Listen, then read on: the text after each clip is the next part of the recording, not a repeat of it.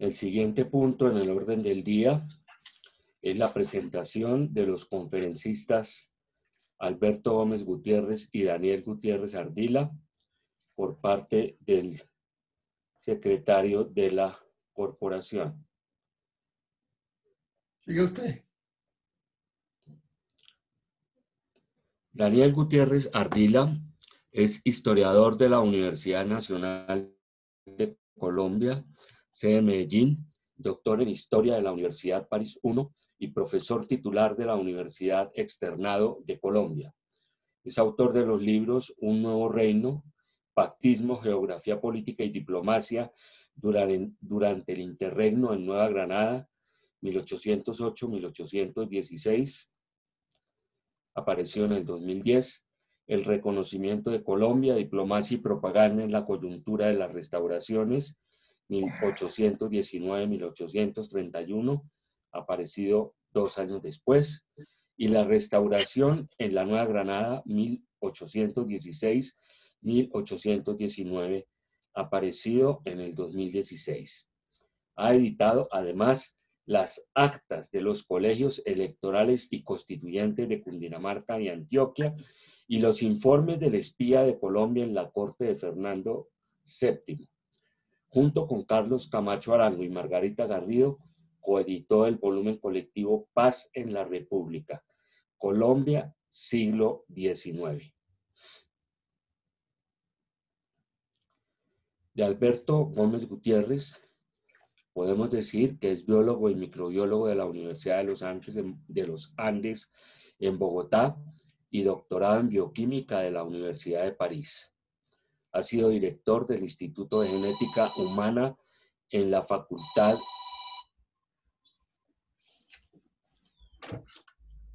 de Medicina y director del Departamento de Microbiología en la Facultad de Ciencias de la Pontificia Universidad Javeriana en Bogotá. Es miembro correspondiente de la Academia Colombiana de Historia, de la Academia Colombiana de Ciencias Exactas, Físicas y Naturales, de la Academia Nacional de Medicina de Colombia, de la Academia Colombiana de la Lengua, de la Sociedad Colombiana de Historia de la Medicina, es fellow de la Linnean Society of London. Recibió en el 2011, con los doctores Jaime Bernal e Ignacio Briceño, el Premio Nacional de Ciencias Exactas, Físicas y Naturales de la Fundación Alejandro Ángel Escobar por su trabajo Patrones de Identidad Genética en Poblaciones Contemporáneas y Precolombinas. Autor y editor de varias publicaciones sobre viajeros científicos en Colombia, incluyendo Ciencia Javeriana, los jesuitas y el desarrollo de la ciencia en Colombia, siglos XVI al XX, 2008. Medicina científica muticiana, 2008. Filosofía natural muticiana, 2009. A impulsos de una rara resolución. El viaje de José Celestino Mutis al Nuevo Reino de Granada, 1760-1763, 2010. La expedición helvética. Viaje de exploración científica en 1910 de los profesores Otto Fuhrmann y Eugene Mayor, 2011. Academia Muticiana, el mismo 2011.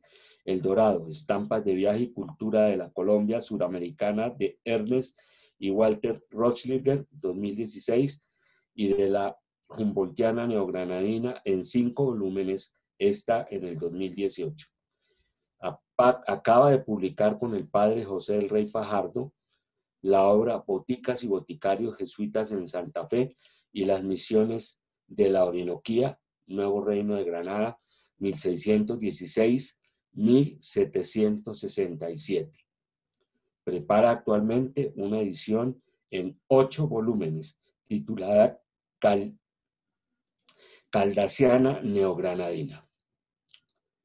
Esos son los perfiles de los dos académicos que tienen a su cargo la conferencia del día de hoy, titulada El Correo de la Nueva Granada, una nueva pieza en la biografía de Francisco José de Caldas.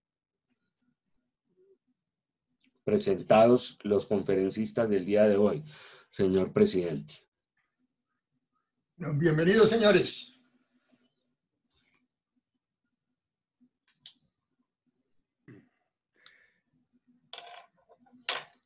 Bueno, señor presidente, mil gracias por la invitación.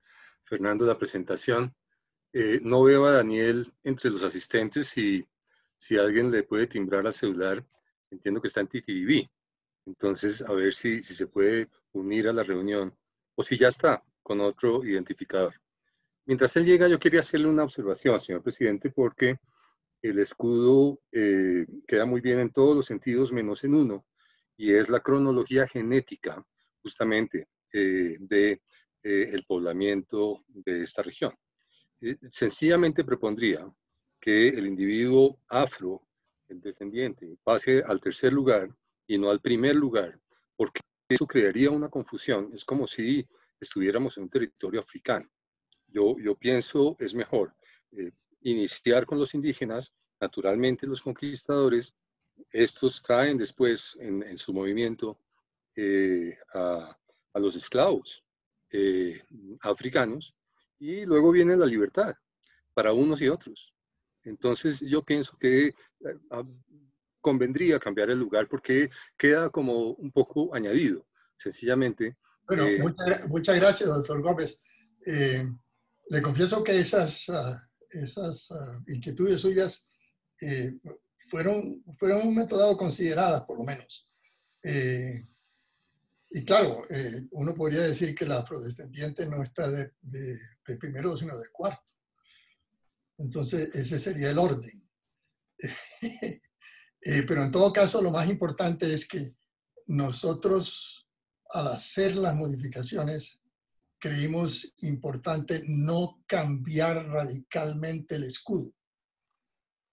Ciertamente hay una tradición de 120 años que debemos tener en cuenta y que por lo tanto el escudo, salvo las cosas como la inclusión, por supuesto, o algunos aspectos de orden histórico que queríamos corregir, deberíamos dejarlo como estaba con la adición de nuestros compatriotas, los afrodescendientes. En todo caso, muchas gracias. Dejo esta observación a su consideración, señor presidente. Entonces voy a comenzar, mientras alguien vincula a Daniel allá en TTV, en el atardecer, en ese pueblo lindo antioqueño. ¿Cómo hago para...? Bueno, ya, aquí compartir pantalla.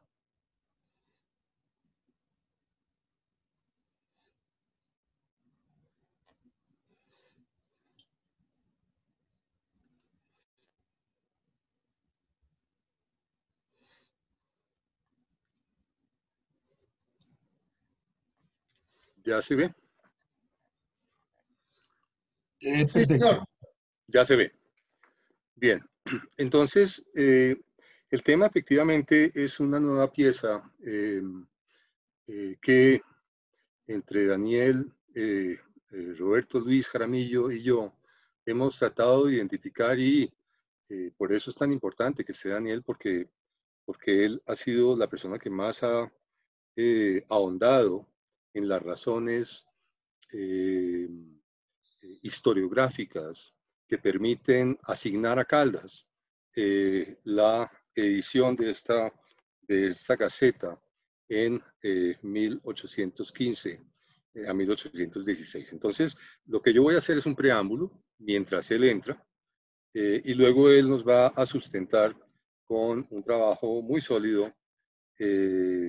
¿Por qué razón se podría concluir que es una obra editada, un nuevo periódico, dijéramos, en el que participó de manera muy principal Francisco José de Caldas? Entonces, yo he titulado La última tribuna política de Francisco José de Caldas, Correo de la Nueva Granada, 1815-1816. En un artículo publicado en el Boletín 868 de la Academia, reuní fuentes académicas para una metabiografía de Francisco José de Caldas. Pero como veremos hoy, aún está abierta la tarea de consolidar fuentes que permitan afinar su biografía. Ya en 2016 se logró conseguir en París un diario de viajes manuscrito inédito, que será el eje de la nueva obra que el secretario refirió, titulada Caldasiana Neogranadina. Esta comprende ya, como él dijo, 8 tomos, con la participación de varios autores, incluido Daniel, y desborda sus anteriores antologías, las de Caldas. Un buen ejemplo de lo que se ha dejado típicamente, esto es una tabla muy somera de las principales antologías y listados, no necesariamente transcripciones de las obras, que se han hecho: Joaquín Acosta, González Suárez, Mendoza, Posada, Barreiro, Otero Muñoz, Bateman y Arias de Grave, Bateman, Jean Cheny, Santiago Díaz Piedrahita, Jaramillo en el Rosario, y la que estamos preparando para el 2022, ustedes ven que hemos logrado reunir más de 180 obras, cuando típicamente las obras completas no pasaban de 50. Entonces, eso refuerza el punto de que Caldas está aún por conocer, y hoy queremos dar un ejemplo muy valioso, que es un periódico que no solo no se ha asignado a Caldas, sino que no se conoce prácticamente: El Correo de la Nueva Granada, y pasaré a sustentar ese punto. Un buen ejemplo de lo que se ha dejado típicamente por fuera son, en el dominio epistolar, las elusivas cartas a Caldas, no de Caldas, complemento imprescindible para los epistolarios ya publicados.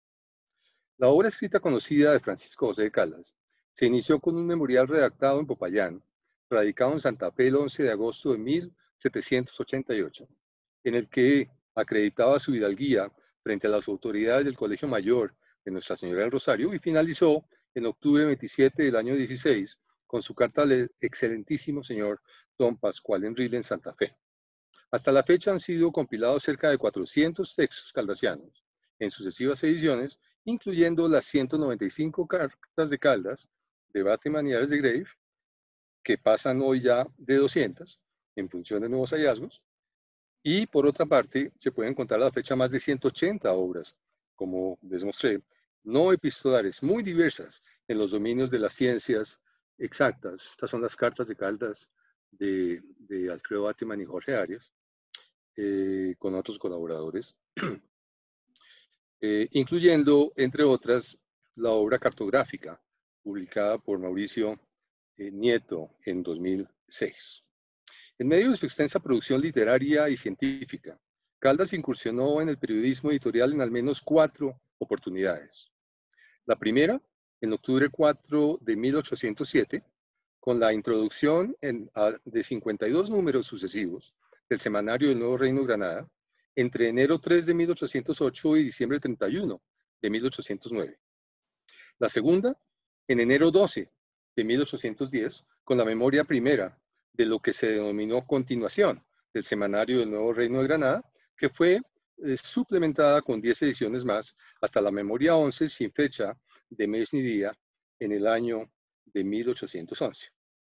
La tercera, en agosto 27 de 1810, con el prospecto de 39 números sucesivos del Diario Político de Santa Fe de Bogotá, compañía de Joaquín Camacho, hasta enero 8 de 1811. Y la cuarta, en el mes de octubre de 1815, con el primero, hoy perdido, de 22 números del Correo de la Nueva Granada, que se suspendieron intempestivamente en el mes de marzo de 1816.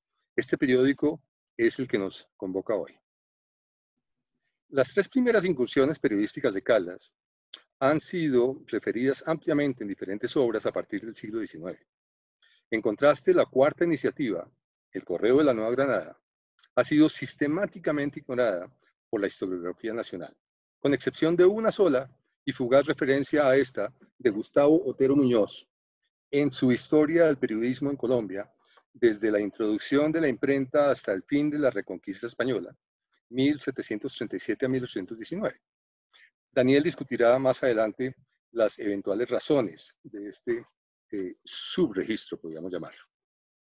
Para fundamentarlo, bastará citar los contenidos de 2 fuentes principales producidas con una diferencia de casi 100 años. Primero, la Historia del Periodismo de Otero Muñoz, publicada por primera vez en 1925, y segundo, la colección de periódicos neogranadinos que permanece al aire hoy en la exposición virtual Huellas Digitales de la Biblioteca Nacional de Colombia. En esta última, solo se incluyeron muestras de 9 publicaciones en la sección Revolución 1810-1820. Estas son La Constitución Feliz, El Diario Político de Santa Fe de Bogotá, La Bagatela, El Curioso, Boletín de Providencias del Gobierno, Boletín de Noticias del Día, El Mensajero de Cartagena de Indias, Gaceta Real de Cartagena de Indias, Boletín Ejército Expedicionario de Pablo Morillo. La mitad en Cartagena y la mitad en Santa Fe. Esta exposición virtual de la Biblioteca Nacional ha dejado por fuera al menos 20 gacetas adicionales, reportadas por Otero Muñoz, que iniciaron y eventualmente terminaron su existencia en la segunda década del siglo XIX. La última gaceta reportada por Otero, que también quedó por fuera de la compilación de la Biblioteca Nacional de Colombia, fue justamente El Correo de la Nueva Granada.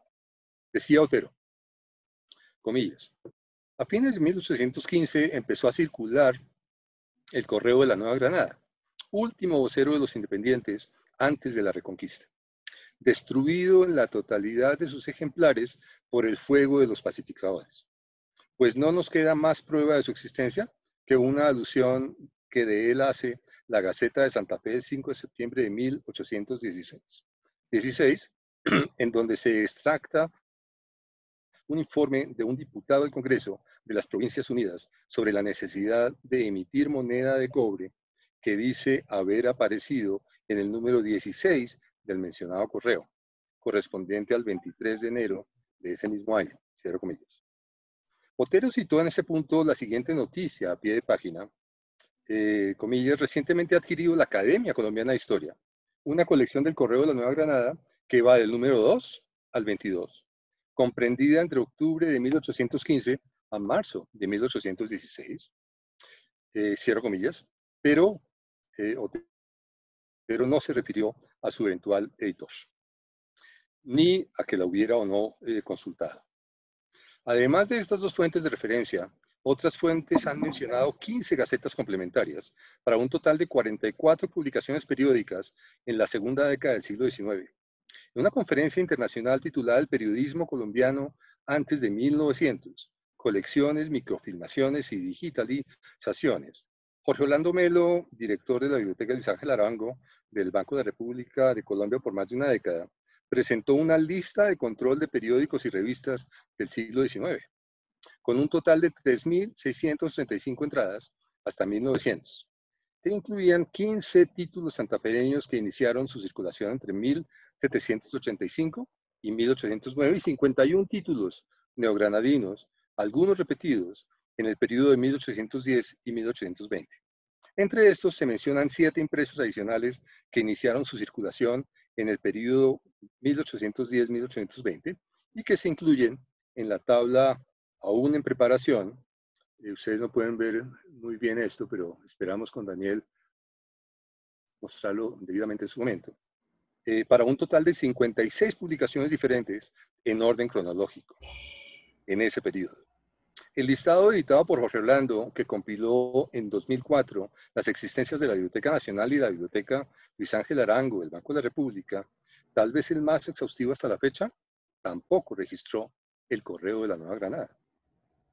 Un repositorio complementario, aparentemente desatendido por todos los compiladores pasados, es el Archivo Histórico Restrepo.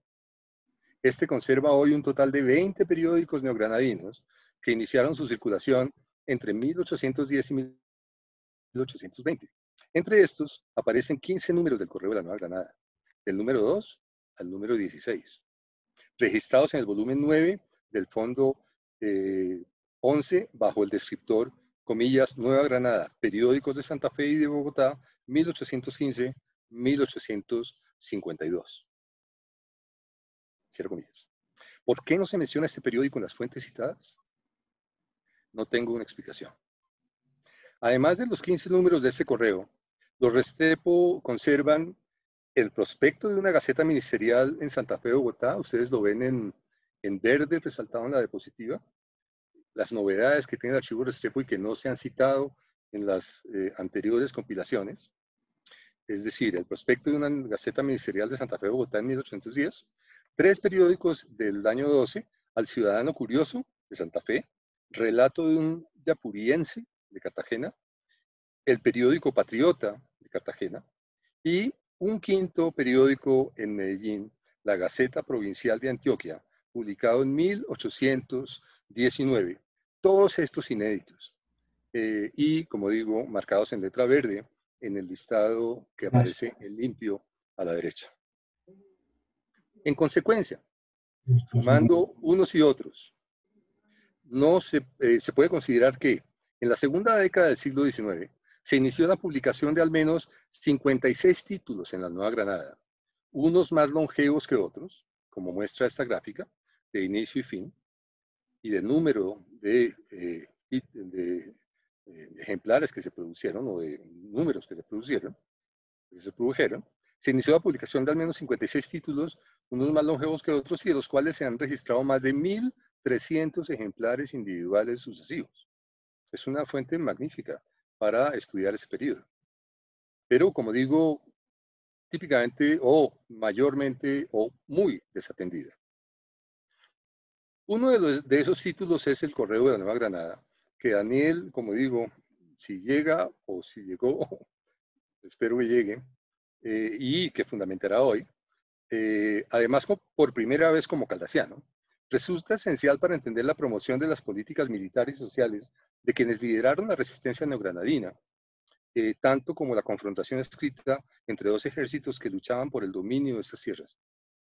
Puede considerarse con bases sólidas que el Correo de la Nueva Granada, una publicación rigurosamente periódica, en cuanto salió a la luz cada martes por espacio de 5 meses, entre el 10 de octubre de 1815 y el 5 de marzo de 1816, se erigió como la contraparte del boletín Ejército Expedicionario, que produjo al menos 36 números impresos entre agosto del año 15 y septiembre del año 16.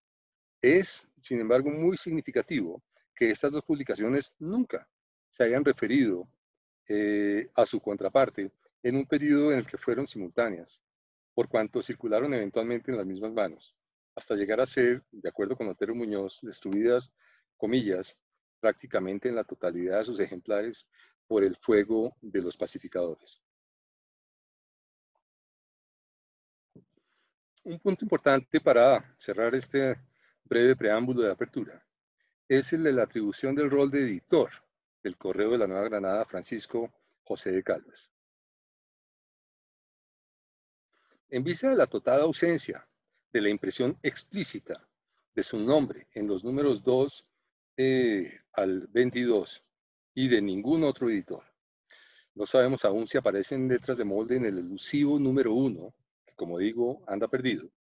Esa asignación fue posible gracias a una fundamentación crítica que se presentará enseguida, resultado del análisis propio de Daniel y de las conversaciones, como decía, tripartitas que sostuvimos con Roberto Luis Jaramillo desde Medellín por más de un año de correos electrónicos en torno a esta gaceta.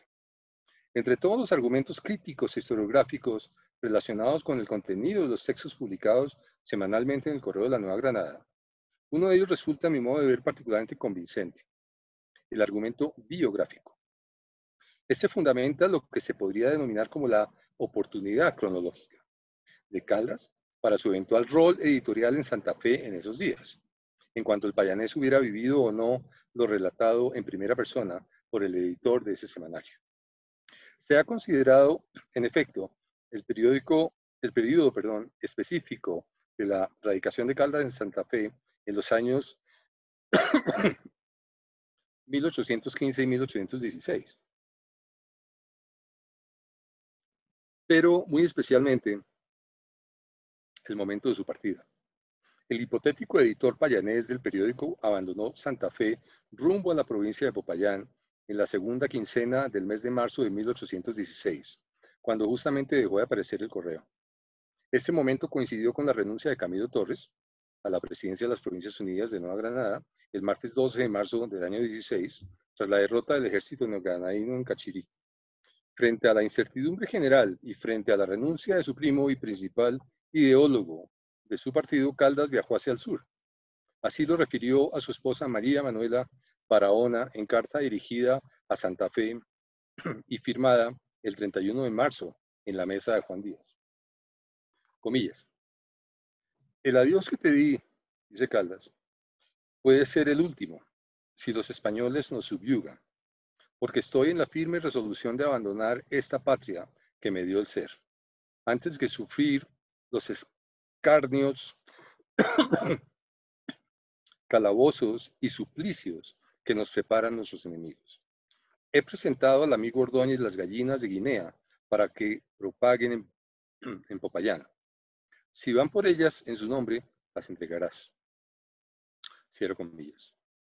Mientras se resuelve cuándo se llevaron las gallinas de Guinea de la casa de Caldas en Santa Fe, y con base en el argumento biográfico sólidamente apuntalado con los argumentos historiográficos de Daniel, consideramos que una lectura crítica de esa última tribuna política de Caldas, que él ha indexado muy rigurosamente, sumará detalles claves e inéditos de su vida y obra. Muchas gracias, señor presidente.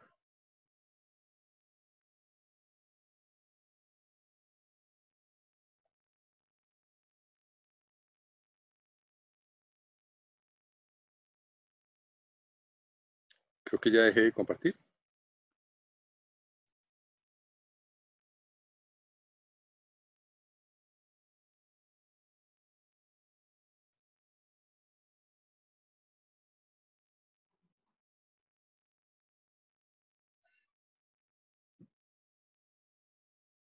¿Estoy compartiendo todavía? Sí, todavía estás compartiendo, Alberto. Listo. Muy gracias. ¿Ya? ¿Entiendo? Ya estás. Ya veo a Daniel ahí. Qué maravilla. Ya está, Daniel. Un saludo, Daniel. Tiene la palabra.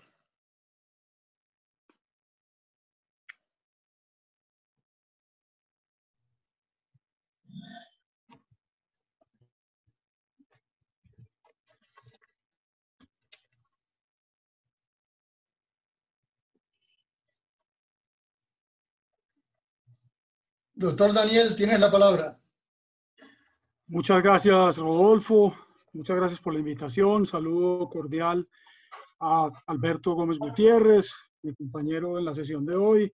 Saludo a todos los académicos. Voy a comenzar entonces mi ponencia, que tendrá 4 partes. Primero, quiero agradecer a Roberto Segovia, a Fernando Mayorga por la invitación, a Alberto Gómez Gutiérrez, con quien he trabajado durante los últimos meses arduamente para tener listo esta edición del Correo de la Nueva Granada, y a Roberto Luis Jaramillo, quien ha sido nuestro interlocutor permanente en estas lides y quien muy amablemente nos compartió su colección del Correo de la Nueva Granada. Mi ponencia tendrá 4 partes. En la primera parte voy a hablar brevemente de la colección del Correo de la Nueva Granada. En la segunda parte voy a hablar del periódico del Correo de la Nueva Granada.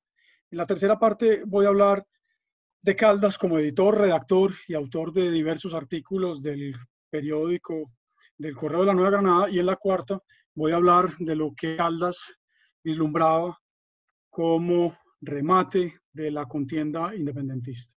Vamos con lo primero entonces. El conocido librero bogotano Rafael Martínez encontró en el 2010, en unos viejos volúmenes que compró en la ciudad de Tunja, cuando se dispuso a restaurar algunos de ellos, sobre todo los lomos y las pastas, encontró un periódico editado entre 1815 y 1816 que estaba plegado en tenía 2 pliegues, estaba plegado en 2 partes. Ese periódico resultó ser una rara colección, ya voy a hablar de eso, y esa colección fue adquirida por Roberto Luis Jaramillo, quien muy generosamente me permitió a mí fotografiarla, leerla, y con quien discutí ampliamente acerca del contenido del periódico y acerca de la atribución que podía hacerse del redactor y editor de ese periódico.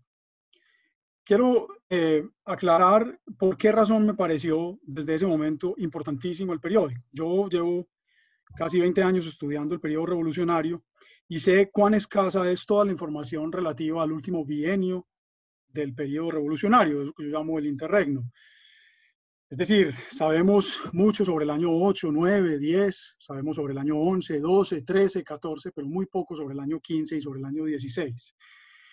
Y es lamentable sobre todo porque esa ignorancia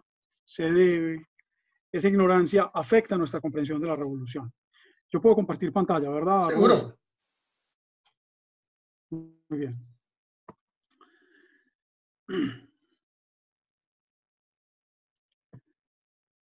Y apunta sobre todo la época de radicalización de la revolución.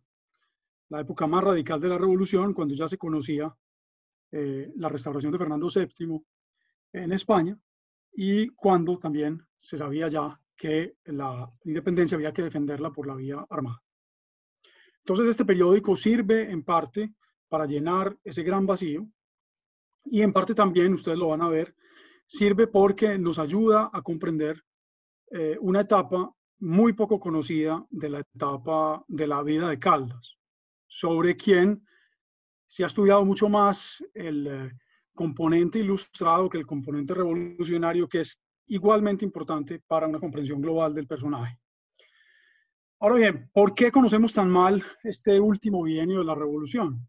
La respuesta es que a la llegada del ejército pacificador, sabemos, hay diferentes documentos que muestran que se hicieron hogueras ceremoniales en las que se quemaban los documentos correspondientes a las Provincias Unidas de Nueva Granada.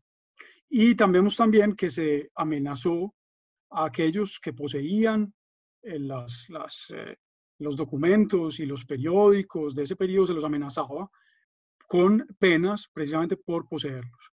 De manera que hubo una destrucción masiva de esa documentación ya por parte de quienes la poseían y querían evitarse problemas con las autoridades de la restauración, ya por parte de las mismas autoridades que se dedicaron concienzudamente a acabar con los vestigios de la revolución.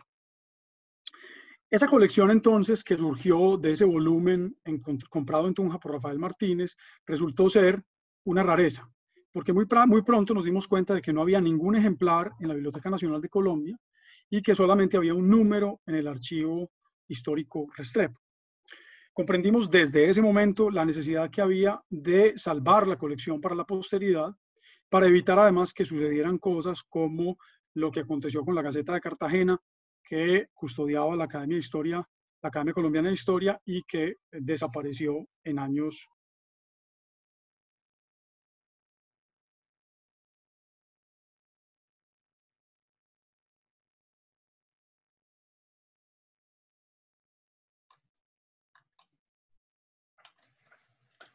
Sonido, Daniel.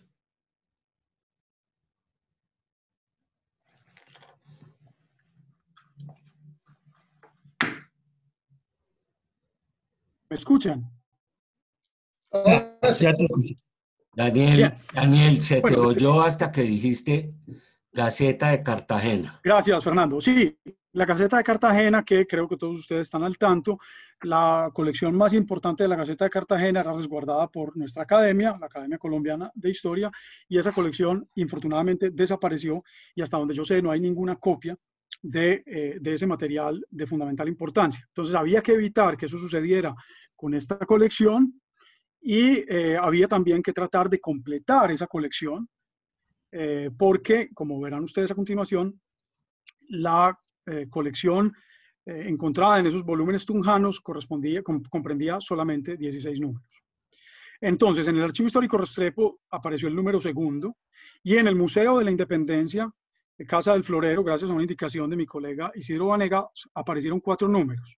En realidad, cuando fui a leer la documentación que allí existía, me di cuenta de que en realidad había 4 números y medio. Pero de esos 4 números y medio, en realidad solamente 1 y medio no coincidían con lo que ya se conocía. Quiero agradecer, entre otras cosas, a Daniel Castro, entonces director del Museo Nacional, y a Elvira Pinzón, directora del Museo de la Independencia Casa del Florero por habernos ayudado en la consulta, en circunstancias muy difíciles como las actuales, habernos ayudado en la consulta de ese material y habernos permitido fotografiarlo para proceder a la edición del periódico. Entonces, en total, terminamos teniendo 18 números y medio, como pueden ver ustedes en este cuadro. Entonces, ustedes ven que falta el número 1 que no hemos conseguido encontrar, a pesar de que hemos, Alberto, Roberto Luis y yo, hecho gestiones y buscado en diferentes repositorios colombianos y extranjeros. Sigue faltando el número 1, que es una cosa lamentable, pero tenemos ya 18 números y medio, que es una noticia fantástica. La mayoría, como ven ustedes, se encuentran en la colección Roberto Luis Jaramillo y algunos están allí y también en el Museo de la Independencia Casa del Florero. Bien, entonces, la pregunta que ahora hay que hacer es, ¿se conocía el Correo de la Nueva Granada? ¿Se conocía esta colección o no? La respuesta es que sí se conocía. Hay por lo menos que yo conozca tres menciones. La primera mención que voy a citar yo, no es la primera en orden cronológico, pero sí es la primera que voy a citar, es la de Gustavo Otero Muñoz en su Historia del Periodismo en Colombia, que fue publicada, quizás ustedes lo recuerdan, en 1936. En ese libro, Otero Muñoz se refiere a una colección que en ese entonces existía en la Academia Colombiana de Historia y que tenía 21 números, constaba de 21 números, desde el número 2 hasta el número 22. Yo acudí a Roger Pita Pico, que es, como ustedes saben, miembro de la Academia y que conoce bien la colección, quien me aseguró que, por lo menos en los repositorios que se encuentran en la sede de la Academia, no existe actualmente esa colección. Es probable, entonces, que esos números de ese periódico se encuentren quizás en la colección que la Academia cedió al Archivo General de la Nación y habría que buscarlos en esos legajos en circunstancias más propicias. ¿Qué dice Otero Muñoz? Voy a permitirme citar el breve pasaje en el que él se refiere al Correo de la Nueva Granada. A finales de 1815, dice Otero Muñoz, empezó a circular el Correo de la Nueva Granada, último vocero de los independentistas antes de la Reconquista, destruido en la totalidad de sus ejemplares por el fuego de los pacificadores, pues no queda más prueba de su existencia que una alusión que de él hace la Gaceta de Santa Fe el 5 de septiembre de 1816. Como ven ustedes, Otero Muñoz se refiere a la Gaceta de Santa Fe, gaceta publicada por los realistas en ese año, y efectivamente la Gaceta cita el periódico, pero no solamente en un número, sino en dos, que corresponden a los meses de agosto y septiembre de 1816. Pero como ven ustedes también, Otero Muñoz no se atreve a hacer ninguna atribución acerca de quién redactó el periódico, acerca de quién fue el editor del periódico y acerca de quién escribió algunos de los artículos. Es también desconcertante, quizás porque el propósito del autor no era hacer una obra muy detallada, pero es desconcertante que no se refiera a algunas de los artículos preciosos que allí se encuentran y de la información muy rara que contienen algunos de los artículos. En todo caso, entonces tenemos ya dos menciones al Correo de la Nueva Granada. La tercera es de Eduardo Posada Muñoz, fundador de la Academia, en su bibliografía bogotana. Eduardo Posada Muñoz tampoco hace ninguna alusión con respecto al editor o redactor del Correo de la Nueva Granada. Bien, esto en cuanto a lo primero. Vamos entonces al segundo punto, el periódico. Vamos a hablar del periódico en sí. El Correo de la Nueva Granada comenzó a publicarse a comienzos de octubre de 1815 en la imprenta del Estado por el ciudadano José María Ríos, como pueden ver ustedes acá, por dos fragmentos correspondientes a dos números diversos. Miren acá, si siguen el cursor de mi computadora, van a ver ustedes que dice acá por el ciudadano José María Ríos, impresor del Congreso de las Provincias Unidas de la Nueva Granada, y lo mismo pasa acá por el ciudadano José María Ríos, impresor del Congreso de las Provincias Unidas de la Nueva Granada. Entonces, el correo se imprimió semanalmente a partir de octubre de 1815. Se trata pues de un semanario, se imprimía los martes y fue impreso durante 5 meses, desde comienzos de octubre, repito, hasta marzo de 1816. Sabemos, porque podemos confiar en la noticia que nos da Otero Muñoz, que hubo un número 22 que nosotros no conocemos, que fue publicado quizás si se guardó la regularidad conveniente, el 5 de marzo de 1816. Ignoramos si hubo un número 23, en ese caso debió haber sido publicado el 12 de marzo de 1816. Difícilmente debió publicarse un número más, pudo publicarse un número más, porque el mismo 14 de marzo se conoció en Santa Fe la derrota de Cachirí, que como ustedes saben fue un golpe muy sensible para la supervivencia de la revolución y en particular de la Confederación de las Provincias Unidas. Justo después de que se conoció la noticia, Camilo Torres renunció a la presidencia de las Provincias Unidas, se nombró en su lugar al cartagenero José Fernández Madrid, con facultades extraordinarias, y a partir de entonces solo hubo tiempo para la guerra y para negociar con el ejército pacificador, negociaciones muy polémicas en las que no voy a abundar. Hablemos de la materialidad del periódico después de haber referido la cronología. El periódico se publicó tenía 4 páginas, a 3 columnas cada una de ellas. Las páginas medían 43 por 27 centímetros y estaban debidamente numeradas en la parte superior. El título mismo del periódico es una declaración de principios. Correo de la Nueva Granada. ¿Por qué? Porque esto de Nueva Granada alude al régimen republicano y no al régimen virreinal, al antiguo régimen, puesto que el apelativo, como ustedes saben, era Nuevo Reino de Granada. Miremos ahora los ornamentos que Caldas escogió para el periódico. En primer lugar, un sencillo sol, que pueden ver ustedes acá, delineado o esbozado con una circunferencia oscilante de trazos de desigual tamaño, que le permiten expresar los rayos del astro y su irradiación. En el centro del sol, ustedes ven una granada encasquetada con el gorro frigio, y ven un mote que quizás ustedes no alcanzan a leer, pero aquí dice: sin libertad no hay patria. La fecha, como ven ustedes también por este fragmento, estaba expresada, de manera revolucionaria, puesto que además del día y el mes y el año, en este caso martes 7 de noviembre de 1815, había un guión y un número ordinal que servía para contar los años transcurridos desde la independencia, desde la libertad más bien, porque no podemos confundir una cosa con otra. Es decir, aquí apunta Caldas a 1810 y no a la independencia de Cundinamarca, que sería 1813, etc. Pero en esto sigue la usanza de los revolucionarios que asociaban este nuevo comienzo de la libertad con el nacimiento de Cristo como parte de un plan providencial. Además de eso, tenemos un epígrafe en latín que está en esta parte de acá. Yo sé que está muy pequeño, entonces permítanme leerlo macarrónicamente. Unam in armis salutem saevisiam ostium super esse ac victoribus decus et gloria. Ese fragmento es un fragmento entrecortado, como lo muestran los puntos suspensivos que acá están, entresacado de los anales de Cayo Cornelio Tácito. Si hacemos este ejercicio que yo hice, ustedes tienen en negrita la parte seleccionada por Caldas y tienen abajo, justo abajo, tienen la traducción del siglo XVIII de Carlos Coloma.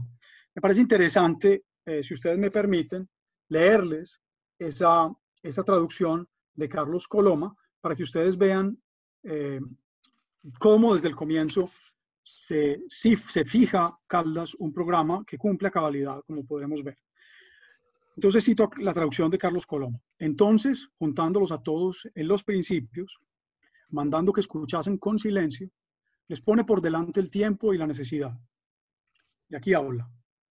Que no les quedaba otro camino de escapar que el de las armas, de las cuales convenía usar con prudencia, estándose dentro de los reparos, hasta que el enemigo, esperando el entrarlos por fuerza, se llegase de más cerca a ellos, y que entonces era menester salir de golpe por todas partes y de aquella salida conducirse al Rin, donde si se tomaba desde luego la fuga, habían de pasar mayores bosques, pantanos más inaccesibles y contrastar con enemigos más crueles. Propone a los vencedores honra y gloria infinita, acuérdales las cosas estimadas en la paz y honradas en la guerra, callando las adversas. Como ven ustedes, se trata de una terrible pintura del contexto en el que se editaba el periódico. ¿Cuál es ese contexto? La llegada del ejército pacificador, el sitio en curso de Cartagena, y entonces ¿Cuál es la tarea periodística que se fija Caldas y que repite una y otra vez desde el epígrafe de su periódico número tras número? La necesidad de combatir sin cuartel a los invasores, prometiendo a los neogranadinos, por lo menos a quienes pudieran conocer a Tácito y traducir el pasaje en cuestión, prometiéndoles penalidades infinitas y al cabo, solo al cabo, un muy difícil triunfo. Entonces vemos que es mucho más importante lo que cortan los puntos suspensivos que el fragmento en sí seleccionado por Caldas. Y es ese precisamente el que promete la lucha desigual, el que insiste en la escasez de armamento por parte de los revolucionarios y sobre todo en el que subraya la urgencia de adoptar una estrategia de guerra consecuente, hecha de retiradas, escondrijos y paciente y angustiante espera. Bueno, ya les he mostrado entonces lo que tiene que ver con, digamos, con el cabezote del periódico. Pasemos entonces al contenido del periódico. Les pido que miren este sencillo gráfico. Como ven ustedes, el periódico tenía 4 partes. Una parte oficial, que no faltó en ningún número, y en la que se publicaban decretos, leyes, reglamentos y comunicaciones entre las autoridades de la Confederación. A continuación, noticias extranjeras, luego noticias del interior, es decir, noticias de la Nueva Granada, y finalmente una sección de variedades. Es muy interesante cuando uno mira este cuadro, porque ustedes ven que la sección de variedades siempre fue llenada o siempre existió número tras número. Lo mismo que ya les señalé con respecto a la parte oficial. No así en lo que tiene que ver con las noticias extranjeras o con las noticias del interior. Entonces, la primera pregunta es, o la pregunta que debemos hacernos es, ¿por qué? ¿Por qué hay tanta inconstancia por parte del redactor, editor del periódico con respecto a la publicación de estas noticias? Uno podría pensar en el entorpecimiento de las comunicaciones generado por la llegada del ejército pacificador, por el sitio de Cartagena, etc. Uno podría pensar también que de ese entorpecimiento se desprende una gran ignorancia con respecto a lo que estaba sucediendo. Sin embargo, esto no es suficiente para explicar la ausencia de noticias, sobre todo del interior, pero también extranjeras, en tantos números. El propósito del semanario, debo recalcarlo, era entonces insuflar una recia resistencia a los neogranadinos. Y ese propósito congeniaba mal con las nuevas que iban llegando, quizás a cuentagotas, a Santa Fe, con respecto a lo que sucedía en Europa. Piensen ustedes en la derrota de Napoleón con el fin de los 100 días o en la consolidación de las restauraciones en el continente, pero también con las noticias que llegaban, que confluían de los 4 puntos cardinales con respecto a la suerte inevitable de la Confederación, a lo que parecía la inevitable suerte de la Confederación. Progresos de Sebastián de la Calzada por el oriente, sitio de Cartagena, arremetida en las sabanas por parte del mismo ejército pacificador, incursión de Julián Bayer por el Chocó, etc. El mismo editor anuncia, por lo menos en un par de artículos, que no procede a publicar ciertas noticias que le han llegado por considerarlas falsas o por esperar un desenlace favorable para la revolución. Estamos entonces ante silencios estratégicos. ¿En qué consiste esa estrategia? En callar los tropiezos de la revolución, en subrayar los éxitos de las tropas defensoras, en encomiar los gestos de patriotismo excepcionales y en callar el desfallecimiento de muchos, sino de la mayoría. Bien. Pasemos a la parte siguiente. Perdón, yo no sé qué hice acá. Ya está. Pasemos a la parte siguiente. Tercer punto. Caldas, editor y redactor del Correo de la Nueva Granada. Y podríamos agregar, y autor de diversos artículos. Ustedes se imaginan sin duda que no existe el archivo del periódico. Yo no conozco, por desgracia, el archivo de ningún periódico decimonónico neogranadino colombiano. Es una pérdida lamentable esa de los archivos de nuestros periódicos, de nuestros muy numerosos periódicos. Tampoco hay noticia del periódico en el epistolario caldasiano. ¿Por qué? Porque las noticias, las cartas de Caldas con las que contamos, desde las ediciones de Posada hasta la más reciente, tienen un hueco a partir de las cartas de Antioquia de agosto de 1814, hasta las cartas de la mesa de Juan Díaz en marzo de 1816, cuando ya Caldas está en fuga hacia el sur, y posteriormente en julio y octubre desde Popayán. Es decir, en el periodo pertinente para la publicación del periódico no contamos con cartas que nos puedan ayudar a identificar a Caldas o a confirmar la hipótesis que tenemos de que Caldas fue el editor y redactor del periódico. La hipótesis que nosotros defendemos, digo nosotros porque estamos de acuerdo, Roberto Luis, Alberto y yo, es que una misma persona cumplió con 3 funciones complementarias. Primero, la de editor, es decir, decidir qué se publicaba y en qué orden. Segunda, la de redactor, es decir, introducir y comentar los textos insertados, establecer la manera de presentar parte de la información seleccionada, lo cual, por lo que ya le señalé, era una muy delicada misión. Eso es lo del redactor. Y en tercer lugar, como periodista, escribir artículos para aprovechar el espacio disponible después de las sesiones oficial y de noticias, con el propósito de inducir a los neogranadinos, como ya les he dicho, que era el principal objetivo del periódico, a defender con su vida, en caso de ser necesario, la revolución y el régimen de la Confederación de las Provincias Unidas. ¿Cuáles son nuestros indicios? Se preguntarán ustedes. ¿O cuáles indicios nos permiten a nosotros concluir que Caldas fue el editor, el redactor y el autor de numerosos artículos del Correo de la Nueva Granada?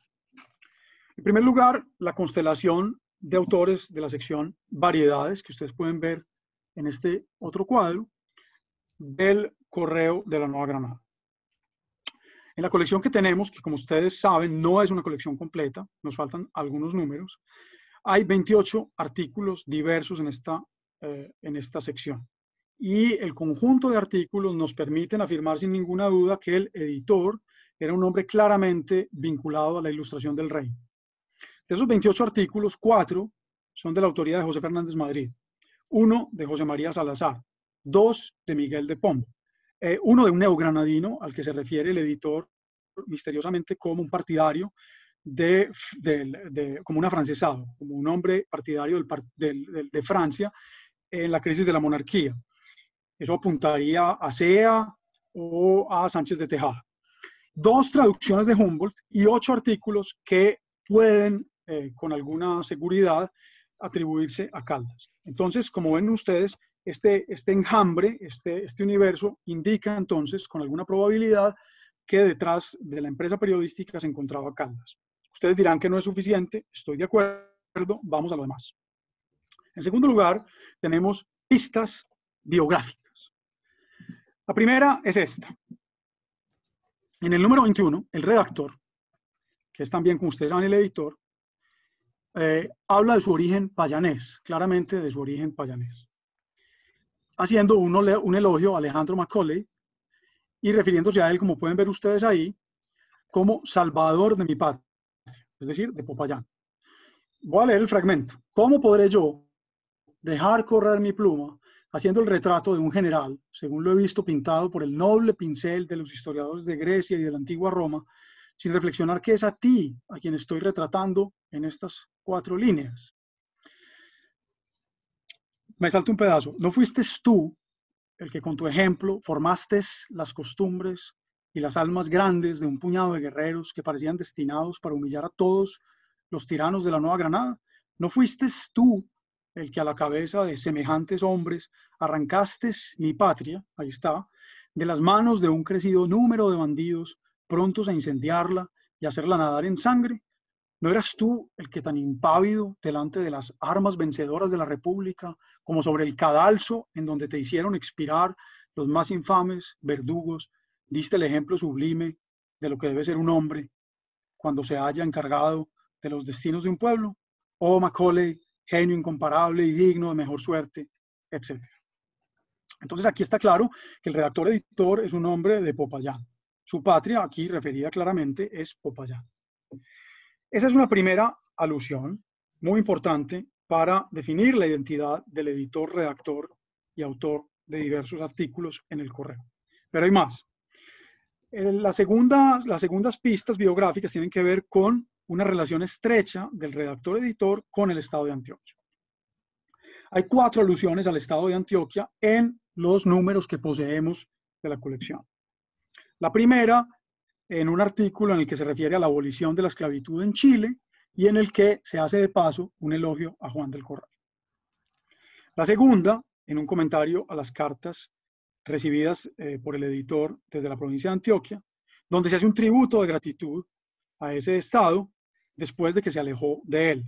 Es este: habitantes de Antioquia, recibid este tributo público de mi gratitud, que ahora, lejos de vosotros, puedo pagaros sin otro estímulo que el de la verdad, cuando un tirano infame me arrebató mi patria y mi familia, no dejándome partido que escoger entre la emigración y la muerte, vosotros me brindasteis una hospitalidad generosa. Cuando yo no podía cuando yo no podía hallar en el país que me dio el ser otra cosa que proscripciones y exterminios, vosotros me colmasteis de honores, dándome parte en la administración de vuestros intereses. Como ven ustedes, este segundo pasaje da muchas más luces. El primero, como les he dicho, era una alusión, un elogio a Juan del Corral como libertador de esclavos. Este segundo nos muestra que efectivamente se trata de un hombre, ya sabemos que es un payanés, que se refugió en la provincia de Antioquia. Y que además de refugiarse en la provincia de Antioquia, salvándose de la persecución de un tirano, que no es otro que Nariño, pudo gozar de la acogida de los habitantes de Antioquia y posteriormente encargarse de altos intereses. Esa es la segunda alusión. La tercera alusión se encuentra en el número 15. En el número 15, el editor redactor se arrepiente de haber profesado el credo político que engendró, como lo llama él mismo, la anarquía federal. Recomienda que cesen las elecciones y que se concentre la autoridad. Y vuelve a hablar de Corral, diciendo que solamente un hombre como él pudo ser nombrado al frente de los negocios antioqueños por los peligros que debía encarar la revolución. Entonces, nuevamente, la crítica a las elecciones se aterriza con el ejemplo antioqueño que él presenció. Cuarta alusión, se las voy a mostrar. Esta cuarta alusión es muy interesante porque en la cuarta alusión queda clara entonces que el editor redactor residió en el estado de Antioquia. Les voy a dar el contexto de este pasaje. Está Caldas proponiendo, porque no cabe duda de que es Caldas, como van a ver ustedes, si todavía abrigan alguna duda. Caldas está promoviendo el culto a los guerreros caídos en combate. Y entonces se dice lo siguiente: el gobierno de Antioquia tuvo el mejor pensamiento cuando decretó que sobre las puertas de las casas de los oficiales y soldados que murieron en la última campaña de Pasto se colocasen con toda solemnidad tarjetas con inscripciones honrosas. Yo vi sobre la entrada de unas miserables cabañas muchos de esos monumentos tan gloriosos como los arcos triunfales de Roma. El contraste de semejantes inscripciones con la humildad de las casas, la pompa de la gloria con el aspecto de las habitaciones rústicas, encantaron muchas veces mi corazón y un sentimiento de ternura me hizo derramar lágrimas deliciosas. Hasta ahí la cita.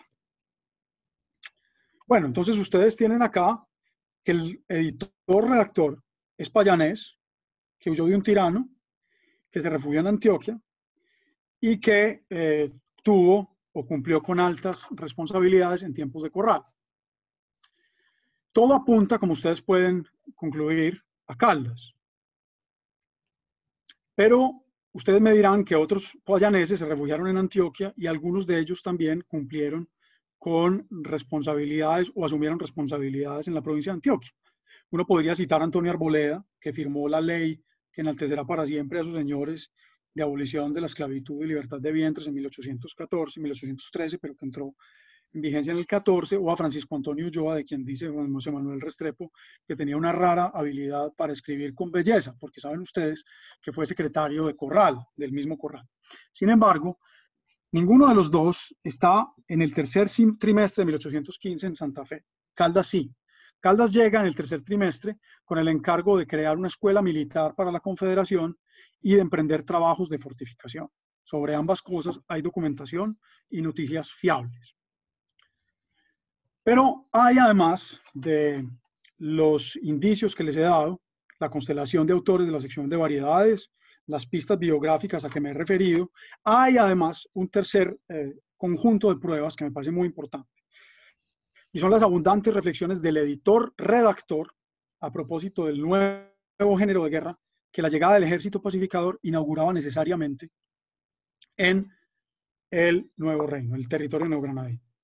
Ese indicio es tan concluyente, en mi opinión, como el biográfico. ¿Por qué? Porque prolonga las reflexiones presentes ya en las gacetas antioqueñas de autoría del propio Caldas. Aquí apuntaban esas reflexiones a la importancia de la geografía, de la fortificación, para enfrentar con inteligencia a las tropas fernandinas. Les voy a referir a algunos de esos datos que hay en el periódico que nos convoca hoy, el Correo de Nueva Granada. En el número 9, un elogio al Atlas de la Nueva Granada, que fue por lo demás publicado en el Atlas de la Nueva Granada. En el número 12, un extracto de la Constitución de la Escuela Militar, presentada al Gobierno General por el coronel Francisco José de Caldas. Ese artículo habla de la formación de un cuerpo de ingenieros para la Confederación y de un batallón de minadores y zapadores. Muy interesante y muy importante artículo. El número 14 habla de las ventajas conseguidas en el nordeste antioqueño gracias a la fortificación emprendida por el joven Manuel Antonio Jaramillo. Todos ustedes saben que fue un alumno de Caldas en la escuela creada en Antioquia. Y en el número 19 y en el número 20, Caldas hace hincapié en la necesidad de usar estratégicamente la artillería, la ingeniería y la caballería para derrotar a los realistas. Esto de la caballería es un elemento novedoso. Debo insistir en eso. ¿Por qué? Por el contexto. Recuerden ustedes que entre diciembre de 1815 y febrero de 1816, el general Joaquín Ricaurte y el venezolano José Antonio Páez consiguieron grandes triunfos en Casanare. Bueno, eso de grandes ustedes lo pueden poner en duda, pero triunfos importantes en el Casanare. Y a partir de ese momento, y de las noticias recibidas y publicadas por Caldas en el periódico en cuestión, Caldas se convenció de que la caballería era el arma clave para vencer a los españoles. Y por lo tanto, publicó en uno de los números un reglamento para la formación de cuerpos de caballería de lanceros. Espero entonces haberlos convencido de la identidad de Caldas como redactor, editor y autor de diferentes periódicos, de diferentes artículos del Correo de la Nueva Granada. Bien, la cuarta parte que les prometí tiene que ver con la guerra, con la estrategia para la victoria. Esto es muy interesante también, porque en los diferentes artículos uno puede notar cómo Francisco Antonio Caldas, y esto de manera muy coherente con el epígrafe escogido por él mismo para el periódico, uno puede ver qué tipo de guerra presagiaba Caldas o qué tipo de desenlace presagiaba Caldas para la revolución. Y uno no puede más que sorprenderse con lo atinado de su criterio y de su presagio. No es que fuera divino, por supuesto, pero le atinó. Caldas pensaba que se iba a prolongar la guerra y que esa prolongación iba a ser fatal a los españoles. Caldas pensaba que la guerra iba a ser llevada al Perú por las tropas de Buenos Aires y que eso iba a obligar a las fuerzas realistas a dividirse. Caldas pensaba que entonces lo que cabía hacer era resistir y resistir hasta que tal cosa sucediera y hasta que los pueblos de la Nueva Granada, cansados como estaban de la revolución, se cansaran aún más de los excesos del ejército realista.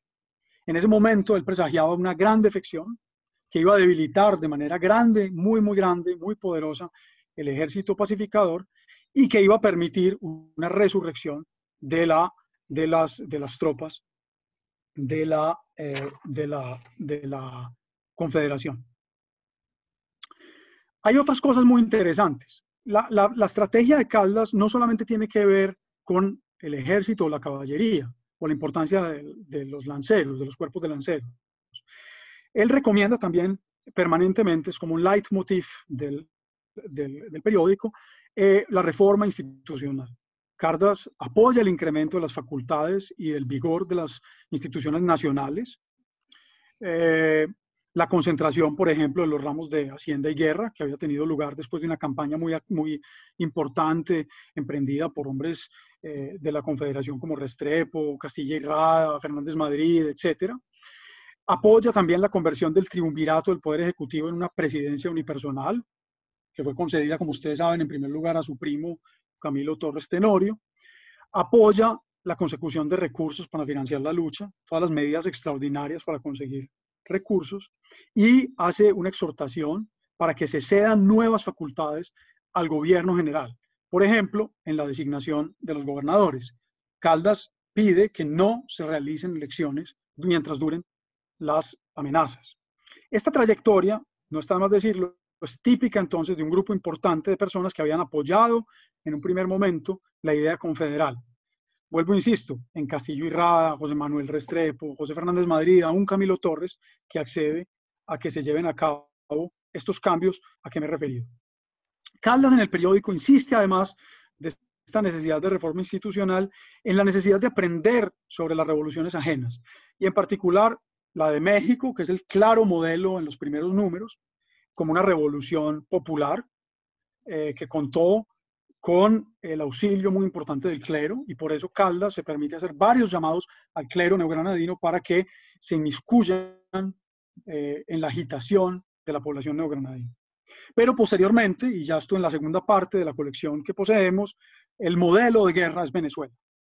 Han cambiado las circunstancias, Caldas muy seguramente tiene noticias ciertas de que la guerra se está perdiendo y ya vislumbra que se debe hacer una resistencia irregular, diríamos hoy, por medio de partidas pequeñas, de partidas rebeldes, y le parece que el modelo en esto es Venezuela, donde la República, a pesar de su segundo desplome, subsiste en estos grupos de empecinados que dan tanto que hacer a las tropas pacificadoras, a pesar de la enorme diferencia en hombres y armamentos. Entonces, lo que se ve aquí, que a mí me parece muy interesante, es el cambio de un modelo de insurrección popular, que es el novohispano, o mexicano, pues como diría Caldas, a un modelo de levantamiento reducido, de heroísmo individual marcado por el sacrificio, que es lo que predomina en el periódico. Como saben ustedes, Caldas mismo va a ser un ejemplo de este segundo tipo de patriotismo. Y lo último es que recomienda Caldas como una estrategia para la victoria, el último remedio, es una amplia militarización de la sociedad. Caldas busca convencer a sus compatriotas de que deben luchar hasta morir. Y para ello, todos los mecanismos le parecen adecuados. La canción nacional, que debe ser cantada antes de las batallas para excitar el heroísmo y empujar a los hombres a sacrificarse por la patria. La adopción de leyes de conscripción copiadas de las del directorio de la República Directorial Francesa, que están reseñadas por él en uno de los números del periódico. La enseñanza de la disciplina militar en las escuelas. Debo decir que hay un artículo claro en ese sentido en la República Antioqueña del año 1814, donde se prevé que los niños deben aprender, además de los rudimentos de aritmética, aprender a leer y a escribir, deben entrenarse con un fusilito de madera. Caldas seguramente estaba detrás de esa ley. Y el culto a la memoria de los militares muertos en combate. Entonces, bueno, esto es más o menos lo que yo les quería contar con respecto al periódico. Termino con una cosa nada más para escuchar sus intervenciones, sus comentarios, sus preguntas, que tiene que ver con la labor editorial. Además de la publicación facsimilar del periódico, yo realicé unos índices, unos típicos de este tipo de publicaciones, onomástico y toponímico, unos, digamos, menos corrientes, que me parecían importantes por lo que les he contado, por la rareza de las fuentes sobre este bienio, sobre este último bienio de la Revolución. Entonces hay un índice de contenidos en el que hay un resumen minucioso de cada uno de los artículos que componen los diferentes números de la colección, y posteriormente un índice caldasiano, en el que se presentan los artículos que son ciertamente de Caldas o probablemente de Caldas, o los artículos en los que hay algún comentario de Caldas en su condición de redactor del Correo de la Nueva Granada. Les agradezco mucho por su atención, quedo atento a sus comentarios. Muchas gracias, Alberto, y muchas gracias, Daniel.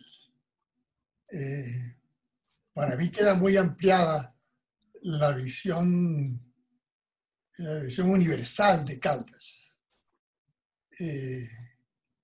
Y realmente, como dicen ambos, don Francisco de José de Caldas está todavía por estudiar.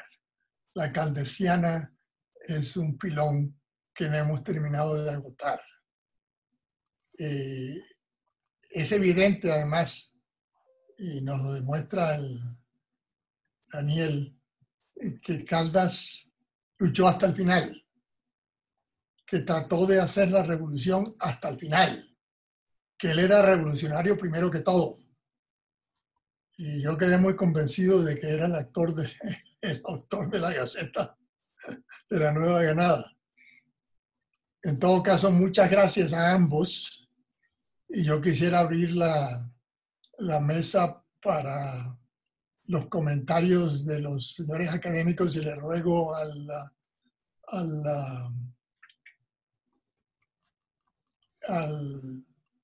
que maneja la página de Zoom, que nos abra los micrófonos, por favor, y que los que quieran tomar la palabra la pidan por intermedio del chat.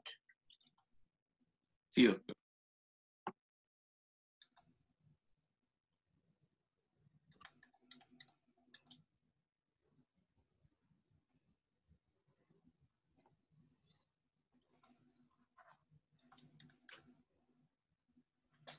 No tengo todavía preguntas para los conferencistas, en el chat por lo menos. Mientras surge una pregunta, Rodolfo, ¿te parece?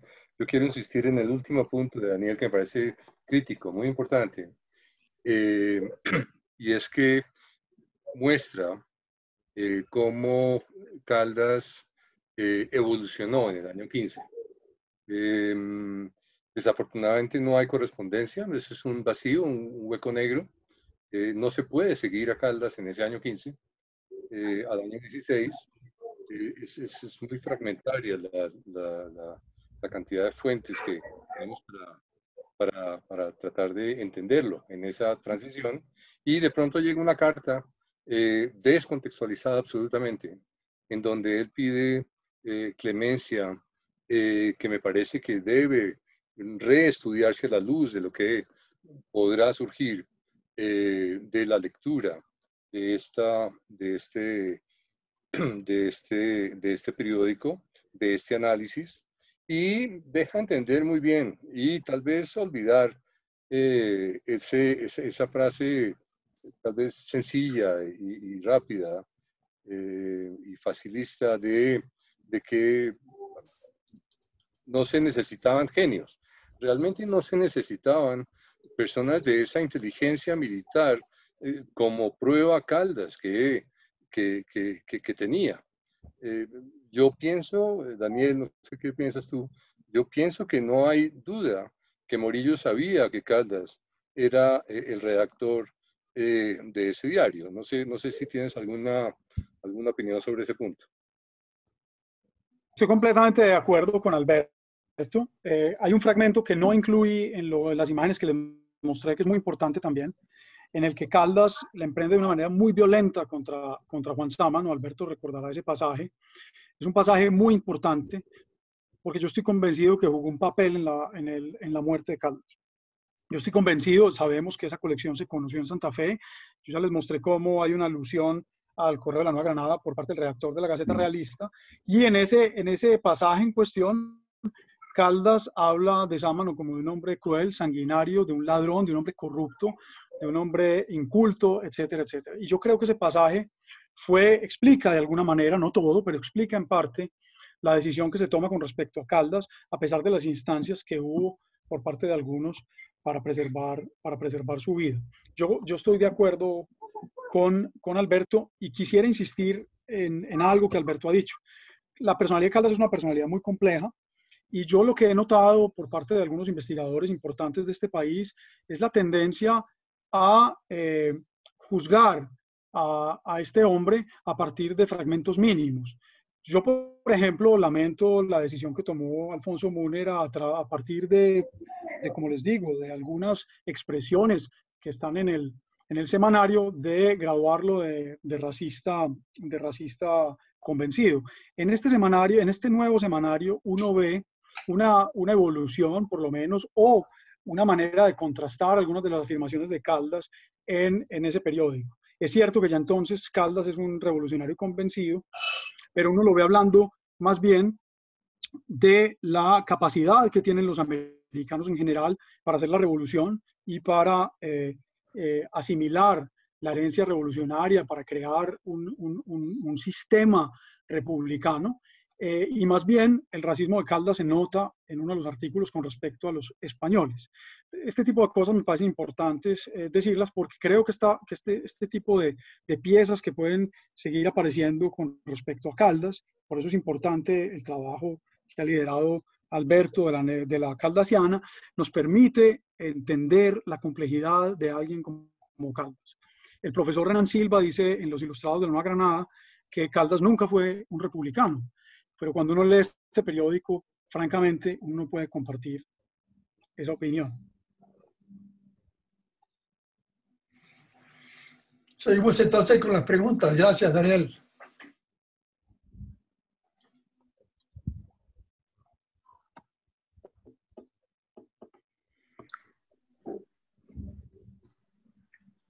Señor presidente.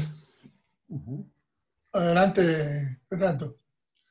Yo quiero felicitar a Alberto y a Daniel porque el esfuerzo de localizar la fuente y mirarla palabra por palabra se nota en ambas intervenciones.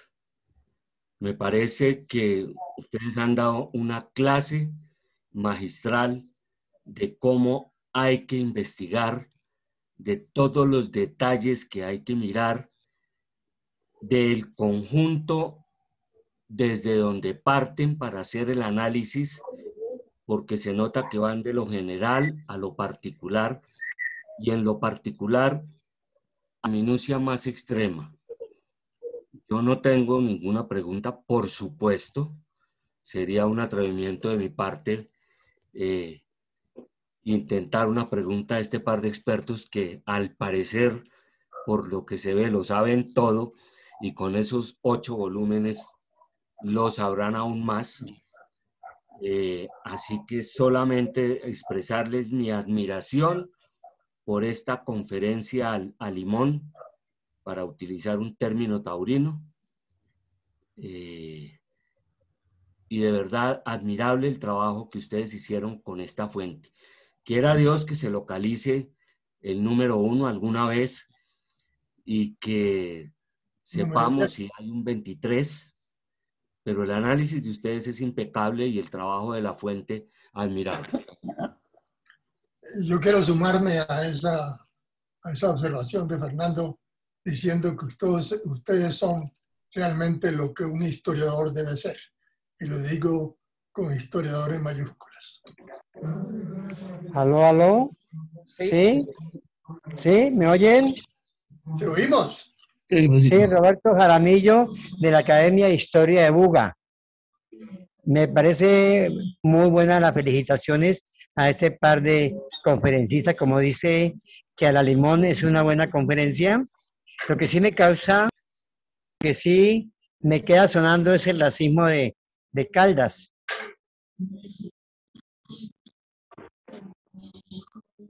Señor presidente. ¿Aló, aló? Ajá, gracias. ¿Quieres comentar sobre lo que dice el doctor Bartá? Daniel o Alberto. Álvaro no ha hablado todavía. Si le puedes dar la palabra a Álvaro Garzón Martá. Ajá. Por supuesto. Gracias. Vamos adelante. Gracias.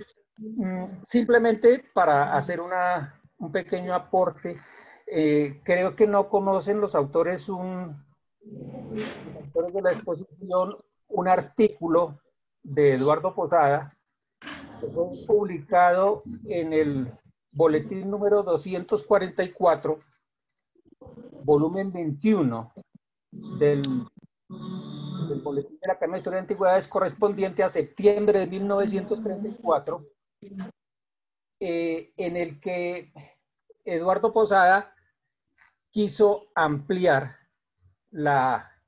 escueta información de su bibliografía bogotana. En ese artículo hace referencia Posada a la colección del Correo de la Nueva Granada que perteneció a la Academia Colombiana de Historia. Entre los invaluables documentos que pertenecieron a Francisco Javier Saldúa, figuraba la colección del Correo de la Nueva Granada. Y en las páginas que le dedica Posada a la descripción, que son las de la 528 a la 534, efectivamente, primero describe los números que poseía la Academia del legado de Saldúa, en el que también efectivamente faltaba el número 1 y además también el número 19, pero Posada hace una descripción relativamente minuciosa del contenido de cada uno de esos números. También está convencido Posada de que Caldas fue el redactor de este periódico y cita los pasajes de Antioquia que fueron referidos por Daniel, los cita también textualmente y además algunos otros, y llega al punto pues de decir que si él reedita en el futuro las obras de Caldas que ya había publicado años atrás, deberá incluir también este correo de la Nueva Granada. Es muy lamentable que esta colección haya desaparecido de la Academia y habría que pensar si es posible rastrear y si de pronto no será la que apareció en Tunja por las coincidencias en la falta del primer número, en fin. Efectivamente, como sospechaba Daniel y como lo dice en su intervención, el último número, según Posada, fue publicado el 5 de marzo, el número 22. Y bueno, allí comenta también Posada brevemente el contenido de ese número. Seguramente va a ser muy interesante para los expositores la consulta de este artículo, que va a poder proporcionarles tal vez algunos datos adicionales. Muchas gracias. Muchas gracias, Álvaro. Mil gracias realmente, y tenía que venir de ti ese aporte. Yo siempre que veo la historia y catálogo descriptivo de la imprenta y que termina en 1810, siempre me da como lástima. Si hubiera llegado hasta el año 16, creo que hubiéramos resuelto mucha cosa que está pendiente de resolver. Mil gracias por ese aporte. Daniel, no sé si tú tenías... Sí, no, buenísimo. Yo le agradezco mucho al señor Garzón. Maravillosa información con la que no contábamos. Buenísimo saber además que perteneció esa colección a Saldúa. Yo no creo que sea la misma colección que la encontrada en Tunja, porque desgraciadamente, pues mejor dicho, si fuera la misma, no nos faltarían algunos de los números que existían en la colección Saldúa. Entonces, desgraciadamente parece ser una colección, mejor dicho, creo que es una colección distinta, pero le agradezco muchísimo por ese dato que nutrirá las reflexiones de la presentación del Correo de la Nueva Granada. Muchas gracias. Mil gracias, Álvaro. ¿Alguna otra intervención? Rodolfo Guzmán quiere intervenir. Muchas gracias. ¿Me escuchan? Adelante. Muchas gracias. Bueno, primero que todo, muchísimas gracias por esta charla tan ilustrativa y tan maravillosa, y por supuesto que sobre Caldas empiezan otra vez a abrirse una serie de puertas para investigar, como precisamente su tratamiento de raza, ¿no? De etnia, que definitivamente hay que revisar y ponerlo en ese contexto de criollo ilustrado y cómo esa construcción ha afectado ¿verdad? A una serie de discursos en la historiografía y en la historia colombiana. Pero mi pregunta no va por ahí, ni mi inquietud va por ahí. Mi inquietud va, yo no soy especialista en Caldas, pero más o menos he estado leyéndole sus correspondencias y sobre todo para 1816. Y el profesor Alberto mencionó muy rápidamente esas últimas cartas donde pide clemencia. Y mi pregunta iba por ahí, porque ustedes como investigadores, yo quiero preguntarles cómo interpretan ese arrepentimiento de Caldas, porque es un arrepentimiento en esas cartas de 1816, septiembre y octubre, muy, muy fuertes, ¿verdad? O sea, textualmente dice, por ejemplo, cuando le escribe al presidente de Quito, por ejemplo, tenga vuestra excelencia piedad de este literato que solo desea la vida para corregir sus errores pasados y satisfacer a los que ofendí en los delirios de esa detestable revolución, por ejemplo. Y en una carta también después, que ya escribe ya en la antesala de su fusilamiento, que le escribe precisamente a uno de los generales de Morillo, también repite lo mismo, ¿no? En esta última se puede entender un poco más, pero dice, Señor, socorra a vuestra excelencia a un desgraciado que está penetrado del más vivo arrepentimiento de haber tomado una parte en esta abominable revolución. Tenga vuestra excelencia piedad de mí, téngala de mi sagrada familia y sálveme por el rey por su honor. Bueno, es obvio que sí, en esos momentos frente a la muerte, pues uno tiene que recurrir a cuanto pueda si quiere mantener la vida. Pero, por ejemplo, Daniel hace toda una investigación y un recorrido y quiere mostrarnos, que yo no lo dudo, por supuesto, que era un patriota Caldas y que era un convencido de la revolución. Pero ahí, ¿cómo interpretamos nosotros? Si Daniel dice, bueno, en la Gaceta vemos que hay unos escritos donde propone defender la revolución con la vida. ¿Cómo interpretar estas últimas súplicas de perdón y de rechazo a la revolución? Eso sería todo lo que yo quisiera decir. Gracias. Daniel, ¿quieres comenzar? Bueno, pues de manera muy sencilla yo diría lo siguiente.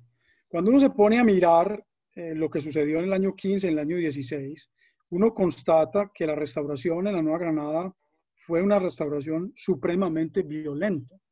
Muy violenta si se compara con lo sucedido, por ejemplo, en Europa, donde las restauraciones fueron contemporizadoras, donde se trató de incorporar las élites revolucionarias y napoleónicas al funcionamiento del Estado restaurado. Aquí hubo más de un centenar de cadalsos, lo cual, habida cuenta de la población del nuevo reino, nos da una cifra altísima. Piénsese que en Francia ni siquiera los regicidas fueron ajusticiados, cuando mucho desterrados después de los 100 días por su nueva participación cerca, pues junto al régimen bonapartista. Lo que uno constata también, fuera de esa violencia restauradora, es que la inmensa mayoría de los revolucionarios del nuevo reino se salvaron durante la restauración, recurriendo al cohecho, recurriendo a habilidades cortesanas, a relaciones o a la fuga. Muchos revolucionarios huyeron a las Antillas o huyeron a las lindes del reino. Quizás los más empecinados de ellos fueron a Haití o a Casanare o a Apure, etc. Entonces, Caldas claramente no está dentro de los que logran fugarse, pero tal era su proyecto. Y una vez que Caldas es arrestado, pues yo creo que es difícil juzgar a una persona por querer preservar su vida. Muchas otras personas lo hicieron en tiempos de la restauración y prestaron servicios eminentes a la República. Entonces, de manera que a mí me parece menos interesante juzgar a una persona como Caldas o como quienes contemporizaron con la restauración por su falta de rigor político que examinar las coyunturas o las disyuntivas a las que se vieron enfrentados en periodos tan convulsos. Sí, yo complementaría esa idea para ir más atrás. con el hecho de que Caldas era un hombre apasionado. Era un hombre apasionado que pasaba de unas magníficas relaciones a unas pésimas relaciones con Mutis, con Humboldt, con Arroyo y con Arboleda, etcétera. Eso lo analizó muy bien padre Enrique Pérez Arbeláez en un artículo en la revista de la Academia de Ciencias.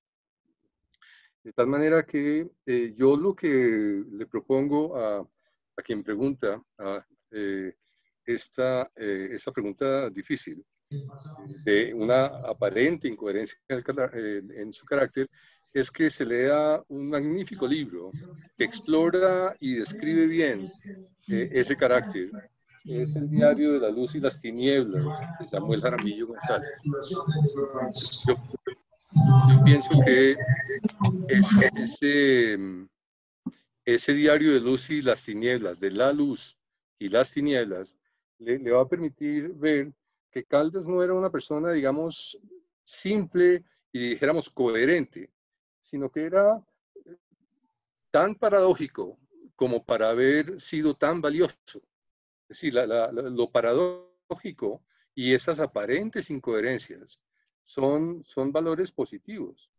Uno los mira a veces de manera anacrónica, pero yo pienso que al seguirle la vida a Caldas, como lo hizo Samuel, al seguir la correspondencia de Caldas, sencillamente, se puede dar cuenta cómo él tiene altibajos, a veces contradicciones absolutas, que a mí no me cabe duda fueron las que determinaron que Humboldt decidiera no llevarlo. Es un personaje paradójico, con otro personaje paradójico, eso no funciona muy bien. Entonces, llevó un personaje menos paradójico que era Carlos Montúfar. Entonces, esa sería mi interpretación. Y le sugiero el libro del diario de la luz y las tinieblas. Muchas gracias, muchas gracias. Bueno, muchísimas gracias. Nuevamente, el doctor Gutiérrez y doctor Gómez, ha sido esta otra vez una magnífica presentación en la academia y la suya es realmente superlativa. Muchas gracias. Muchas gracias, muy amables. Gracias por la invitación. Señor secretario, continuamos con el orden del día. Sí, señor presidente, ahí vamos. Estamos anonadados por esta charla.